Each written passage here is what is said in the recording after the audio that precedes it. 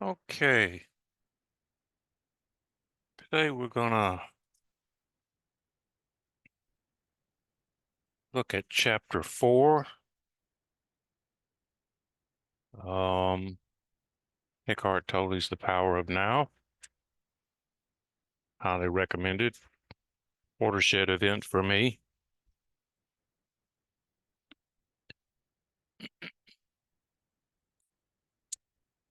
Um, Before we get started, I was told by someone the other day that my background is so busy, it's distracting. So I went out and found something as pretentious as I could. Beautiful picture. Not me. The background's too busy. Get over it. Okay. Chapter 4, Mind Strategies for Avoiding the Now. Now, chapter 4, I'm going to read a lot because there's a lot that he says so well that I don't know that my commentary could improve on it, although I will add my commentary in the end.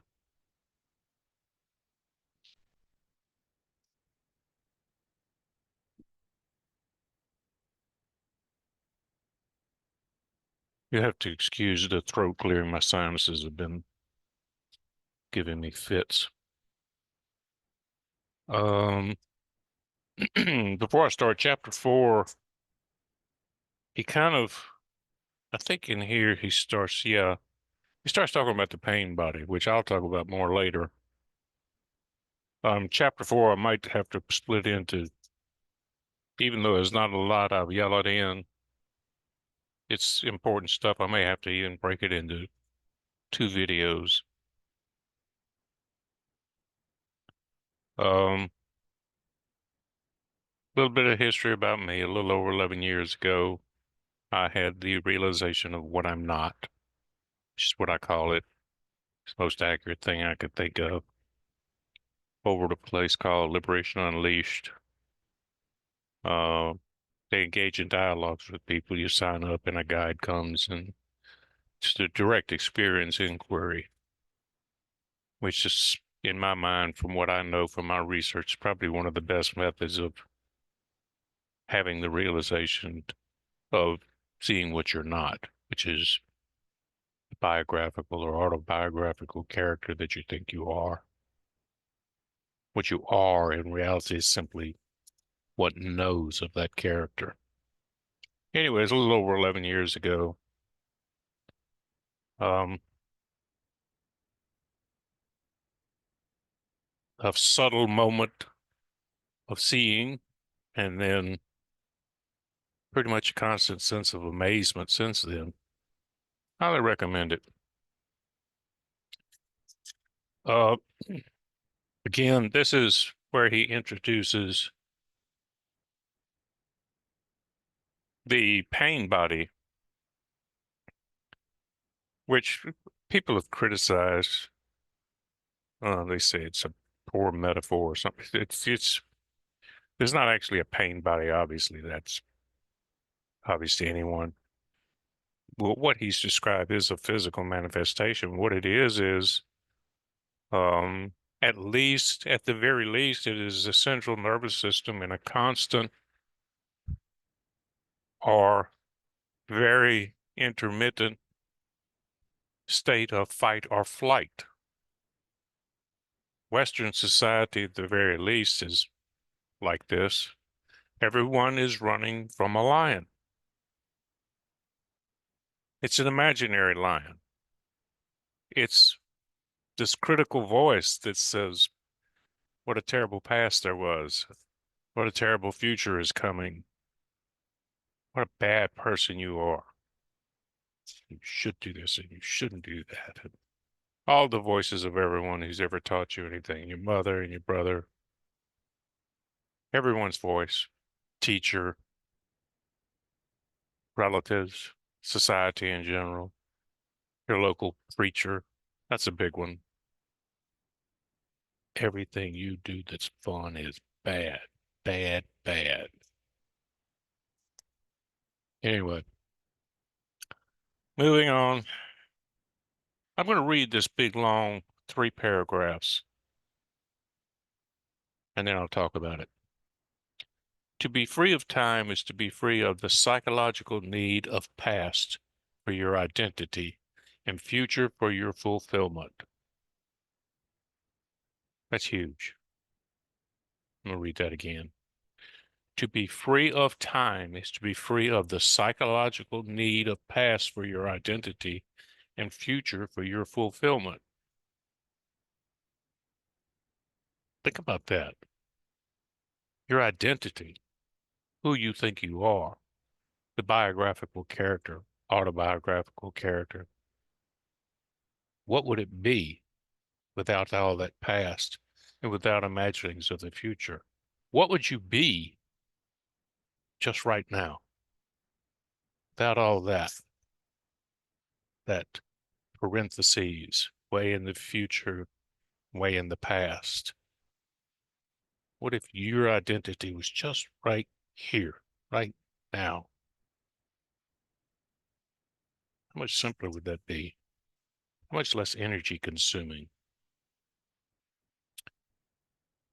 It represents the most profound transformation of consciousness that you can imagine. In some rare cases, this shift in consciousness happens dramatically and radically once and for all. When it does, it usually comes about through total surrender in the midst of intense suffering. I didn't have that part. I had a really good average life. I just kind of spiritually wandered up to the realization. However, many people, especially dead gurus, and some of the modern gurus traveling the internet circuit, YouTube superstars, it came out of intense suffering.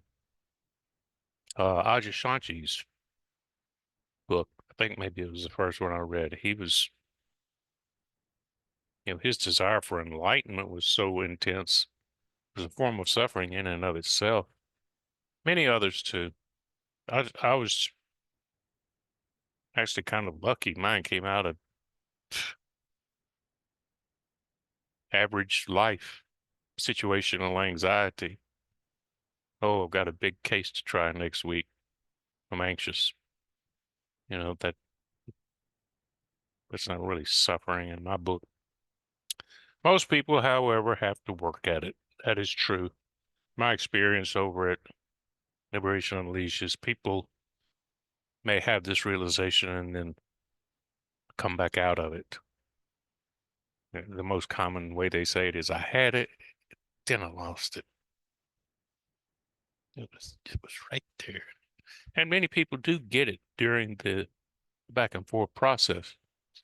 But when they get away from that process and just back into everyday life, um, life pulls them back. This is, identity is a very old habit. When you have had your first few glimpses of the timeless state of consciousness, you begin to move back and forth between the dimensions of time and presence. Okay, that's important because once you start noticing that you're lost in the past and lost wandering around in the future, and once you start noticing you're in the moment and you're noticing that you're living in the past or you're imagining into the future, just those first few glimpses are important, and he's going to talk about that, and I'll tell you, it is important.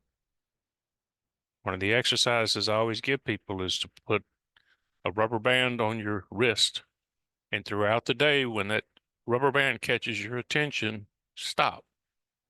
Where are you? Are you actually in this moment, or are you reliving the past, imagining the future? Living in the present is what this is all about. First, you become aware of just how rarely your attention truly is in the now. But to know that you are not present is a great success, which it is.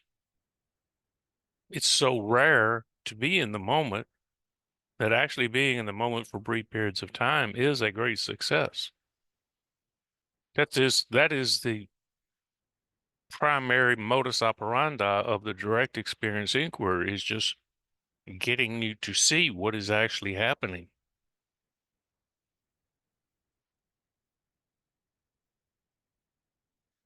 The knowing that knowing is presence. In other words, that instantaneous, maybe brief knowing that you are in this moment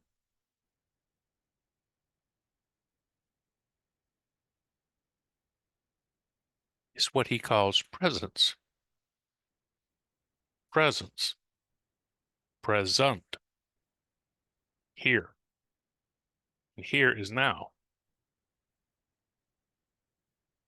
Even if it initially only lasts for a couple of seconds of clock time before it is lost again. And people report that. They say, well, I was kind of present in the moment and then I wandered off again, back into the trance, the hypnotic trance. But it's okay. It's a start. Then with increasing frequency, you choose to have the focus of your consciousness in the present moment rather than in the past or future. And whenever you realize that you had lost the now, you are able to stay in it, not just for a couple of seconds, but for longer periods as perceived from the external perspective of clock time.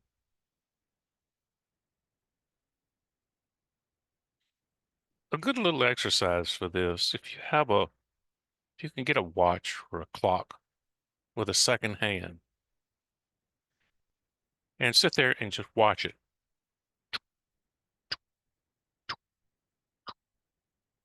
And see if you can actually stay involved in that for even a minute without the mind wandering off to something else. Most of the time, what you're going to notice is in about 15 seconds, you're going to fade off, but it's okay. It's a very nice little exercise.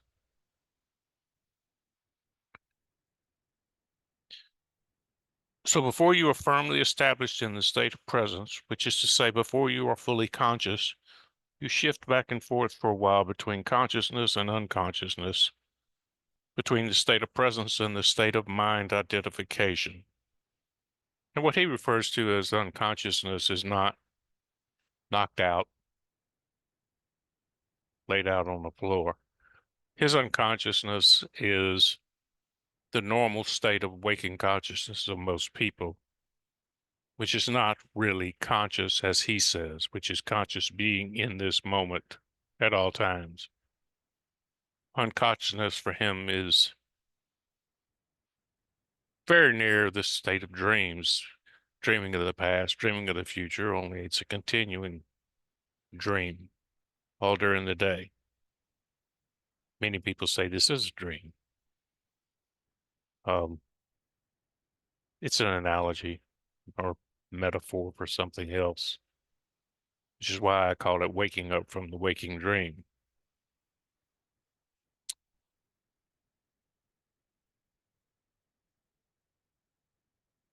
Okay, so he says you lose the now and then you return to it again and again. Eventually, presence becomes your predominant state. Um, that's good.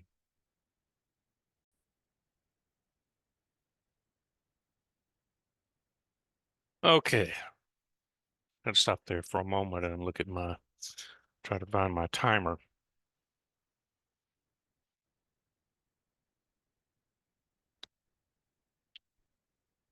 Moving on to the next subsection, ordinary unconsciousness and deep unconsciousness.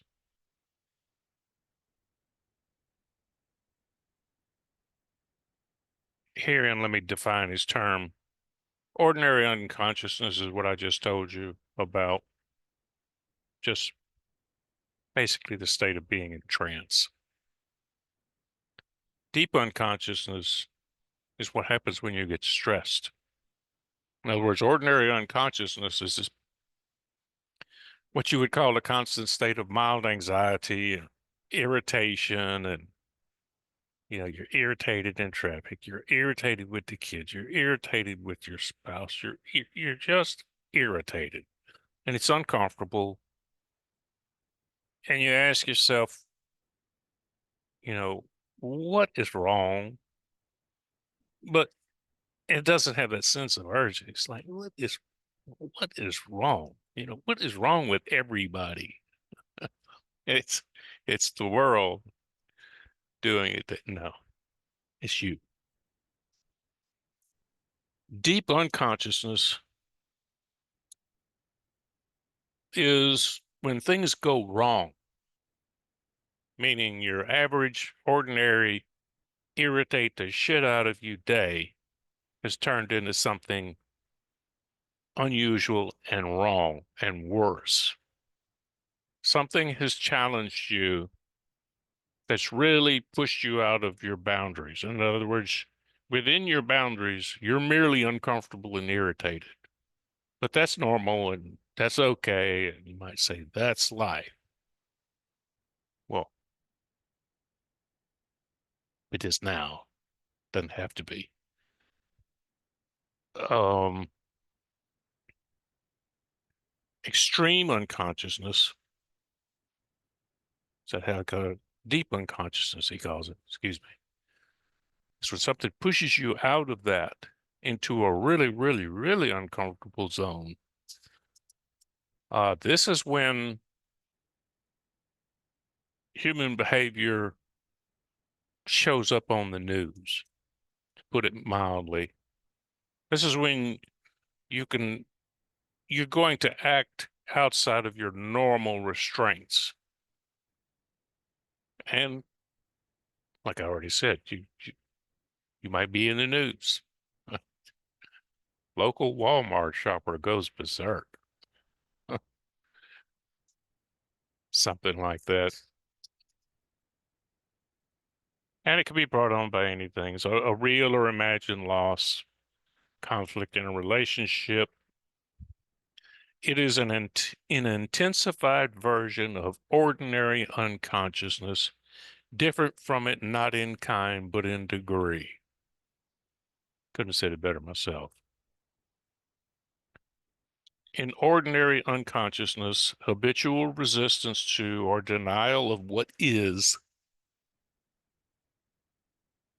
reality as you think it is creates the unease and discontent that most people accept as normal living. It's just another ordinary shitty day. When this resistance becomes intensified through some challenge or threat to the ego, it brings up intense negativity such as anger, acute fear, aggression. Attention, angry Walmart shoppers, depression, and so on. Deep unconsciousness often means that the pain body has been triggered and that you have become identified with it. This is what he's describing here is the fight or flight mechanism as opposed to being mildly activated all the time, which it's not supposed to be. As opposed to being mildly activated, it's escalated into a near survival battle when the very sense of self is threatened. The strong belief that I am this autobiographical identity is threatened. That belief is threatened, and that feels like the threat of death. Only, only in degree, not in kind. But any attack on personal beliefs is perceived as a threat on existence. Because if you think you are this autobiographical self and someone points out something that throws a light on that maybe that's not true, That's the fear of death comes up. Every fear is ultimately a fear of death. I've said that before. Fear of flying? It's the fear of crashing. Fear of enclosed spaces? It's the fear of smothering. Fear of anything, it's not the fear of that thing, it's the consequences if that thing goes wrong. Okay. How am I doing on time? Guess I'm doing okay. The rest of the chapter, see if there was anything else. Yeah. Wherever you are, be there totally. Totally. Wherever you are, be there totally. If you find your here and now intolerable and it makes you unhappy, you have three options. Number one, remove yourself from the situation. It's always a good one.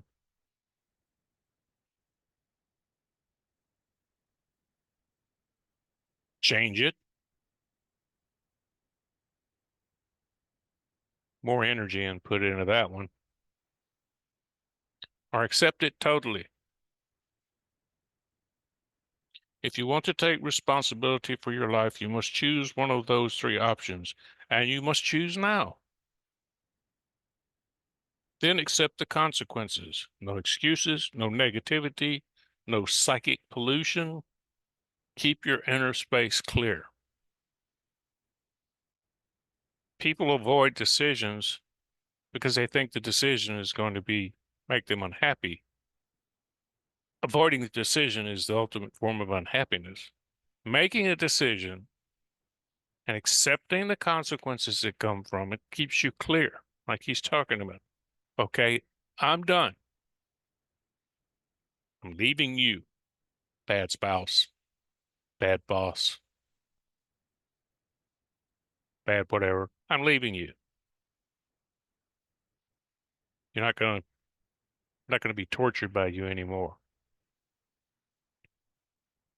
Change it. All right, spouse, we're going to marital counseling, or I'm leaving you. We're gonna make some changes. Maybe I've got some fault in this, but you got some fault too. There needs to be some behavioral changes. Otherwise, I can't live like this.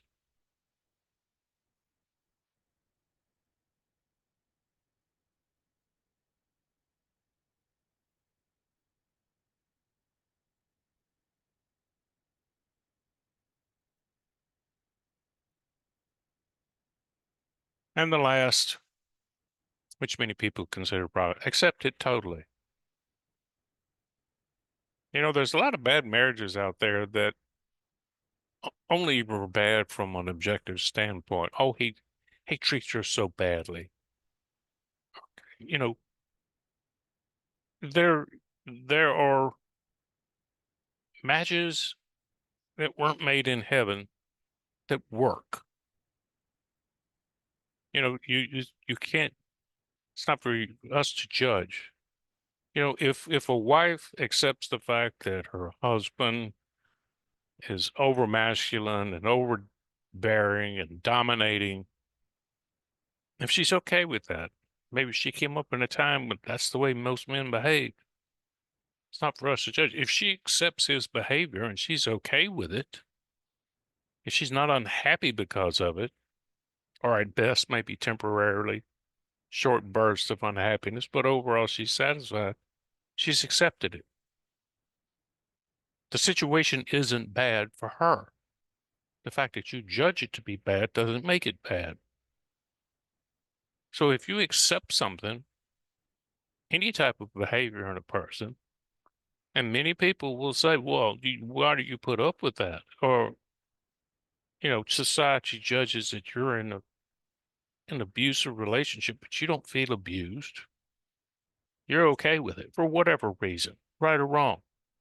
If you accept it and your nervous system isn't constantly out of balance from it, you've accepted it. You're not suffering. Ultimately, all of this, all of what I'm doing, all of what the non-dual content providers are trying to do, all of what the seekers are trying to do is alleviate suffering.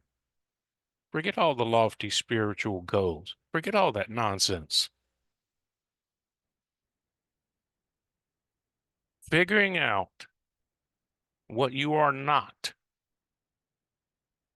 is the biggest step you can take towards ending suffering. All these notions of good and bad, this is good and bad, I'm good and bad, you're good and bad, the world's good and bad, all these judgments are painful and debilitating and causing suffering. Not to say you can't be involved in the world, not to say you're not going to be compassionate. Compassion comes and goes. When it comes, it comes. When it goes, it goes. Everything is still here. Every emotion comes and goes here. But it comes as a result of seeing actual events, not not imaginings.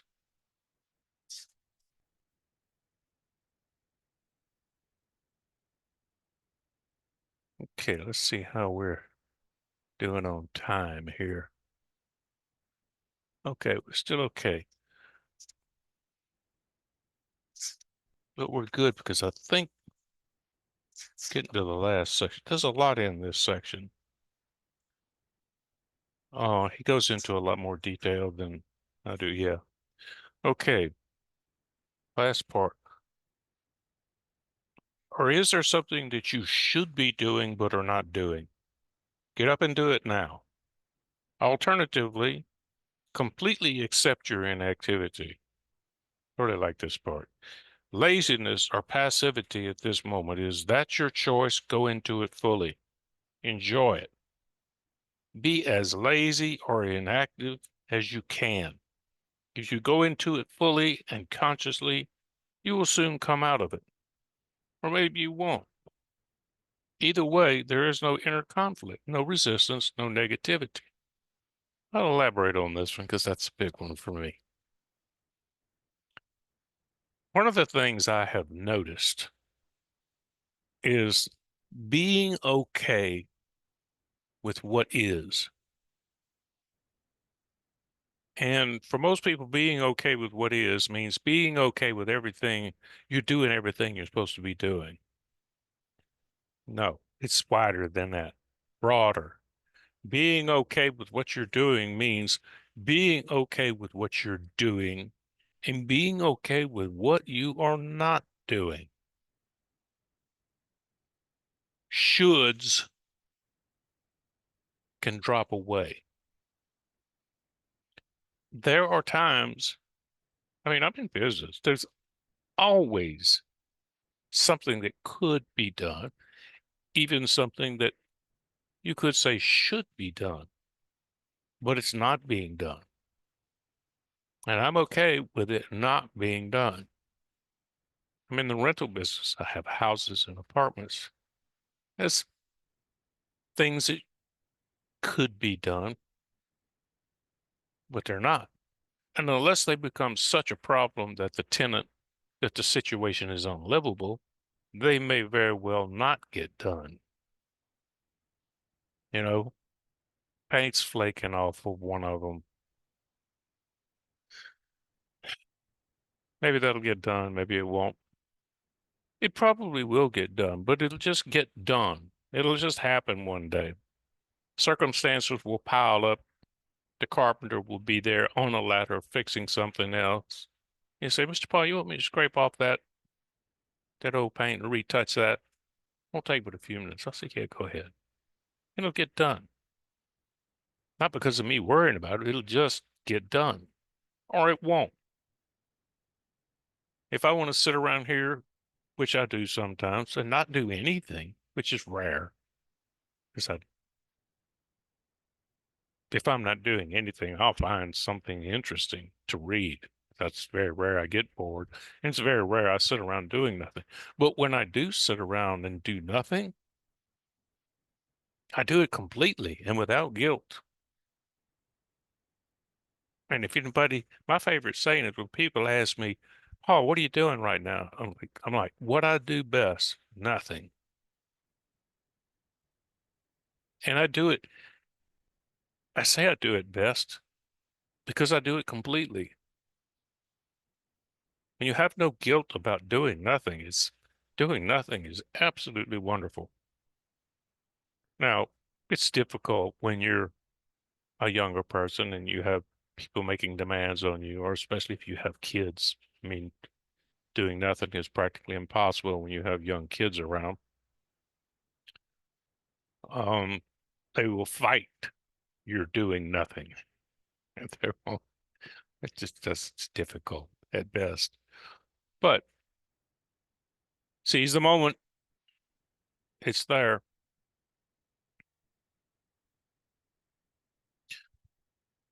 Point of what he's saying is in this moment,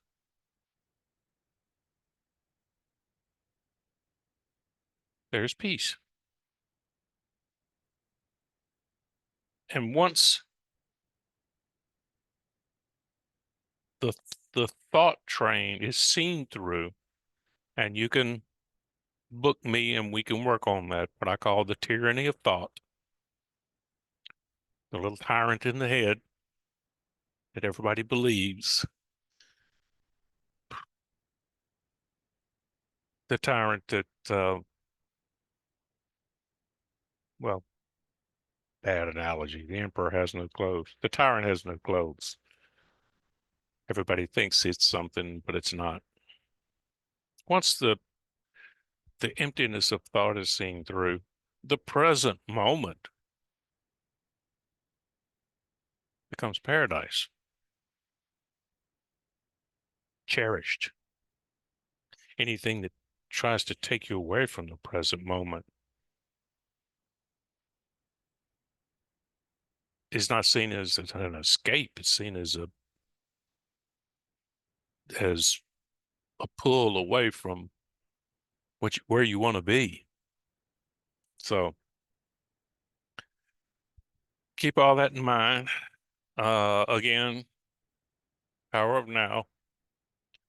Eckhart has a couple of other books, one of which I read, another one I don't think I did. Or if I did, I don't have it anymore, and I don't think I would have thrown it away. Something about stillness. Somebody was doing it as an audio book on YouTube recently, and I had it on kind of background while I was doing some other things, cleaning the kitchen. And he was a lot more specific about the voice in the head. Um, so maybe when I get through with this one, which may be a while yet, we still have ways to go. Maybe I'll do one of his other book, the New Earth or something like that. I have to look back over it. I wasn't as impressed with it. It was kind of as I remember, it was kind of like, what if everybody was present and awake, and what kind of world would we have? I could be wrong on that. It's been a long time since I read it. I'm not sure I want to get into that. It just kind of drifts over into political nonsense. Uh, but Stillness Speaks, I think that's the name of it. From what I heard on the audiobook, I would recommend it. I have it ordered right now. Um, I may go through that, provide some content and commentary on it. Let's see how we're doing on time here. Okay, still good. Okay, you can book me. It's free. Um, I'm fortunate enough to have enough income from other sources to I don't need charge for this. I don't condemn non-dual content providers from charging money. If you're going to give up an occupation and gainful employment to do this, um, and I think most of them do it out of good intentions, I don't have a problem with people charging. Okay, well, that's enough for today. Um, I will try to, let's see what chapter 5 looks like. Maybe I'll still have a few minutes. Maybe I'll have something worthwhile to say about it at a glance. I doubt it, but chapter 5, the state of presence. 5 sections in there. It doesn't look too long. It's not what you think it is. That's true. The esoteric meaning of waiting. Beauty arises in the stillness of your presence. That's true.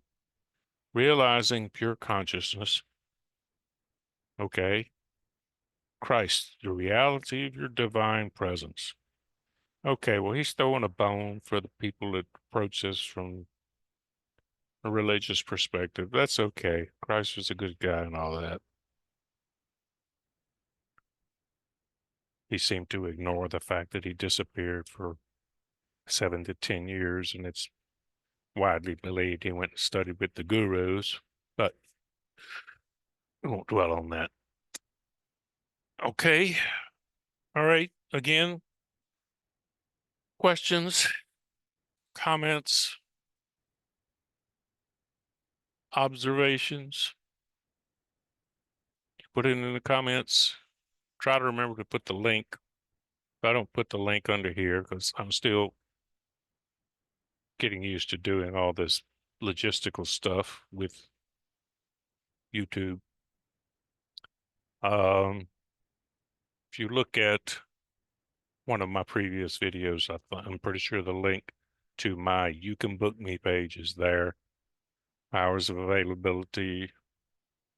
And the good thing about You Can Book Me is my hours of availability, I post them in my time zone, but they will show up, according to somebody I talked to recently, they will show up the hours of availability in your time zone. So if you're from across the pond in England or Europe or something like that, your hours of availability will be in your time zone. Or at least that's what I was told. So I'm assuming that's correct. So until next time, if I see you again, or if you see me again, if you don't see me again, good luck. I wish you well on your journey. It's just unnecessary because what you seek, you already are.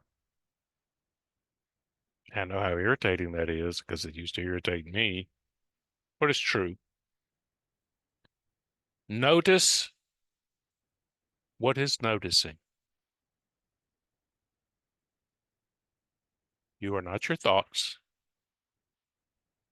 You are that which is noticing the thoughts.